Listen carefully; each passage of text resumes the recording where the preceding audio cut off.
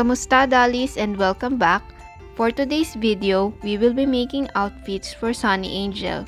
I already made one last year and due to popular demand, I'm making a part 2. This time, I'm focusing more on tops. So get your materials ready and let's start sewing. First step is to print the pattern, which will be available on my Etsy shop. As you can see, I have 4 outfits to choose from. So let's start with the coat. Cut them up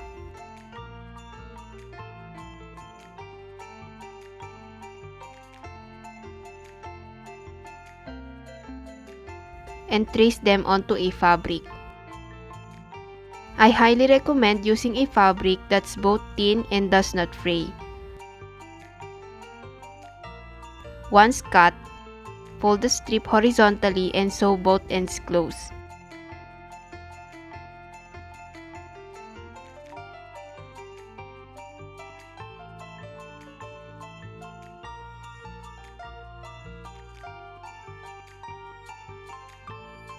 Then take the coat out and hem the bottom edges. Hem the 2 armholes, not forgetting to clip the curved parts.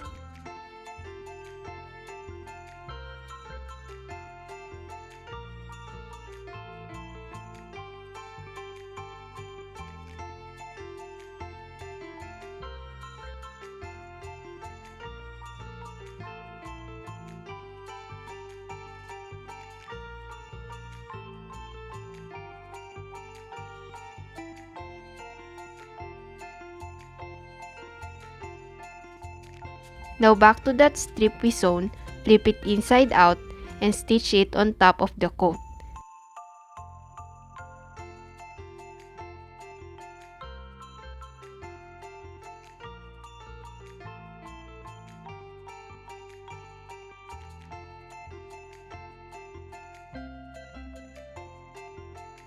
Sew the side panels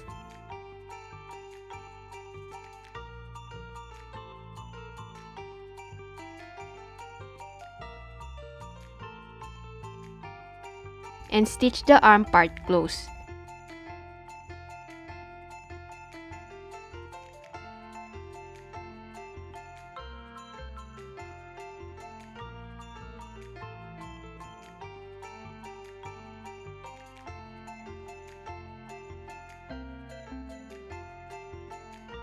Last part is adding the Velcro. You only need a tiny bit and I like to place it on the bottom end of the coat.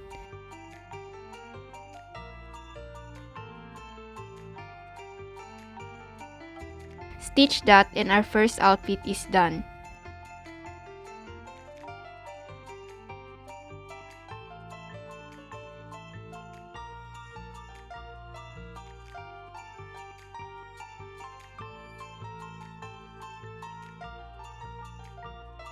Next outfit is much simpler, a vest and a short. Cut 2 pieces of the short pattern and hem the top and bottom edges. Then stack those 2 on top of each other, right sides in.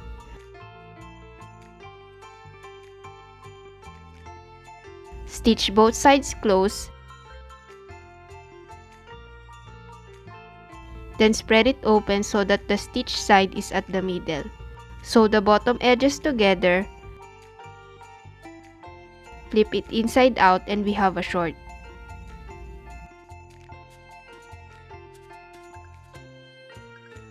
Now for the vest, hem all the raw edges.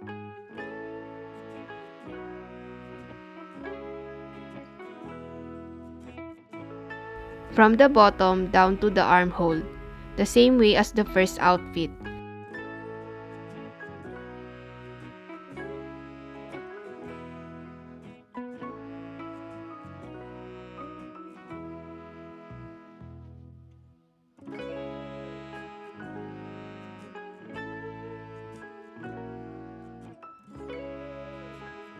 I can say this is both the easiest and the trickiest to make, given how many curved edges you need to sew.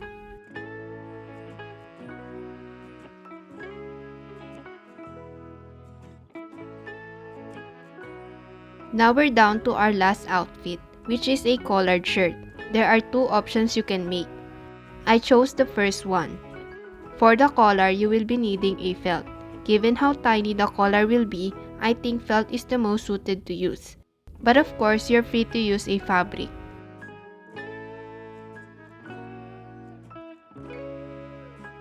Trace them and cut, and put it aside for now to work on the shirt. As always, sew the bottoms, then the armholes,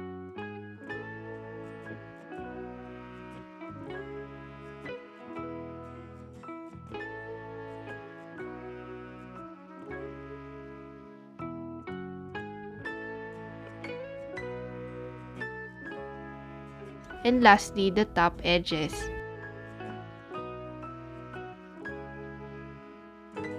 Then place the two collars at the center and stitch them in place.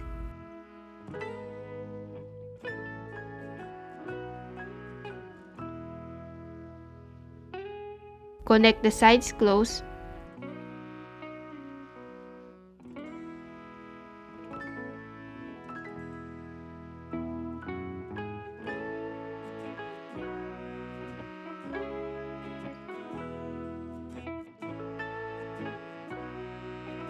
And to finish it off, sew a velcro at the back.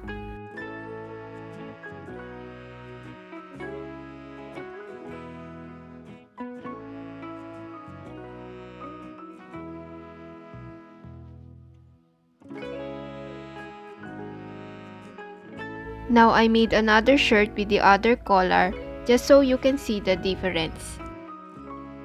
I can definitely say this is by far the cutest shirt I made.